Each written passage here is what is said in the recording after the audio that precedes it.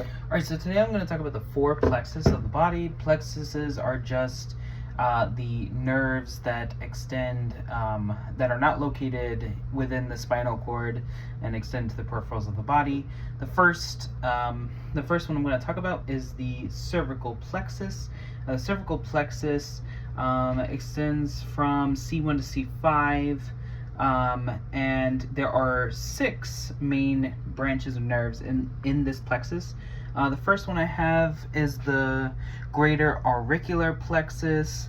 This one here provides sensation to the outer ear, as well as to the lower face and the angle of the mandible.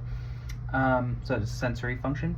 The next one is the lesser occipital, which provides sensation to the posterior side of the scalp and the posterior upper neck. This is the supraclavicular nerve here, which provides sensation to the skin that covers the clavicle, the upper chest, and the shoulder.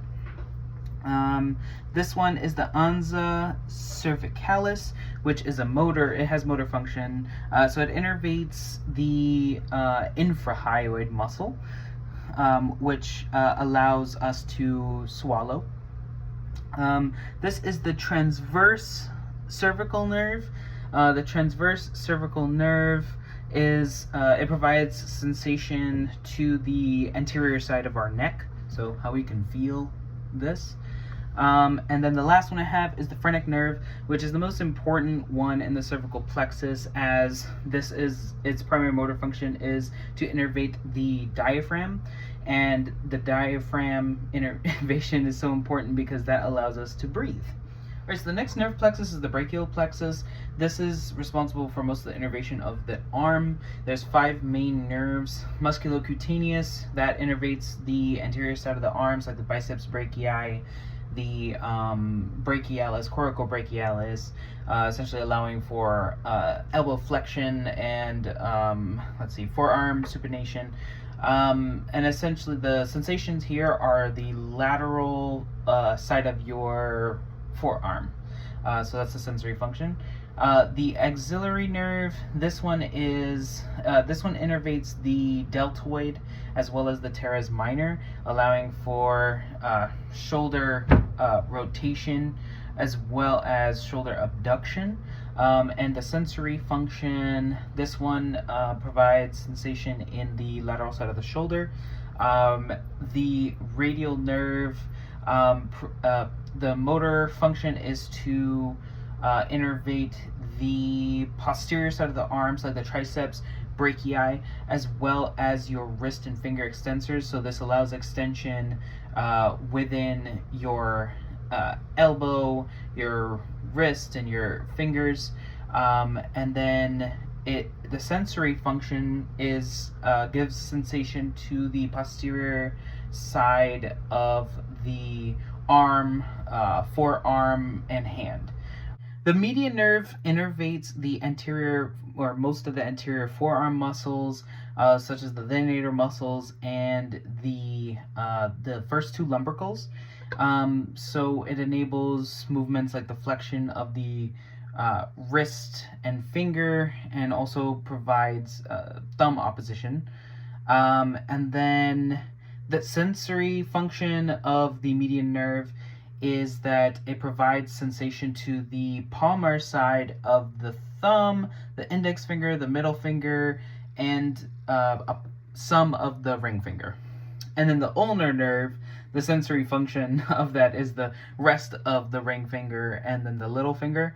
In terms of the motor function of this innervates the intrinsic hand muscles, as well as some of the forearm flexors, and this allows for movements such as the adduction and abduction of your fingers, and some wrist flexion. Alright, so this is the lumbar plexus. It is a network of nerves that runs from our L1 to L4 spinal nerves. It helps us innervate. It helps innervate the lower abdomen, as well as what else? Our medial and anterior thigh, and some parts of our pelvis. I have 6 main branches here. This is the iliohypogastric. It helps innervate our transversus abdominis as well as our internal oblique. It does help with sensation in our, sensation in the skin of our lower abdomen, upper lateral gluteal region, as well as our suprapubic region. And then the ilioinguinal, similar motor function in the sense of moving our abdominal muscles, but in terms of sensation, it provides sensation in our external genitalia and our mons pubis and our medial thigh. The genitofemoral, in terms of motor function, in guys, helps move the cremaster muscle, which elevates your testicles. In terms of sensation, obviously external genitalia or labia majora, as well as sensation in our upper anterior thigh. This one, the lateral femoral cutaneous, this is just sensory, helps with sensation in the skin of our anterior lateral thigh.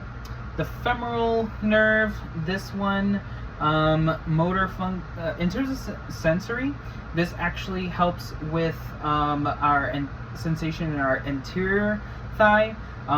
It helps us innervate the anterior thigh muscles, such as like the quadriceps femoris, for example. Helps with hip flexion and knee extension.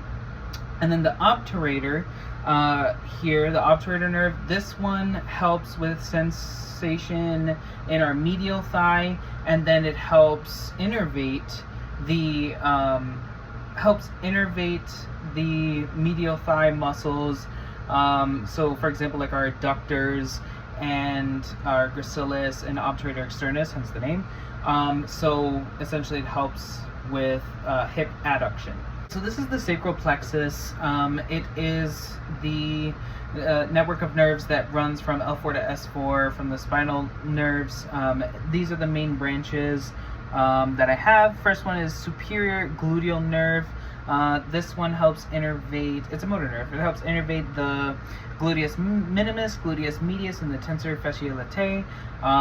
This helps with hip abduction, and it can also do medial rotation. The inferior gluteal nerve, this is what innervates the gluteus maximus, and then this helps with hip extension as well as external rotation. The sciatic nerve is our largest nerve in our body. It runs down our posterior leg. Its 2 branches are the tibial and the fibular nerve. The tibial nerve, it controls the muscles on our posterior side of the leg as well as our foot flexors, and the fibular nerve helps with controlling our anterior muscles and our lateral muscles of our leg. Together, the sciatic nerve helps with innervating the hamstrings, which helps with knee flexion and hip extension.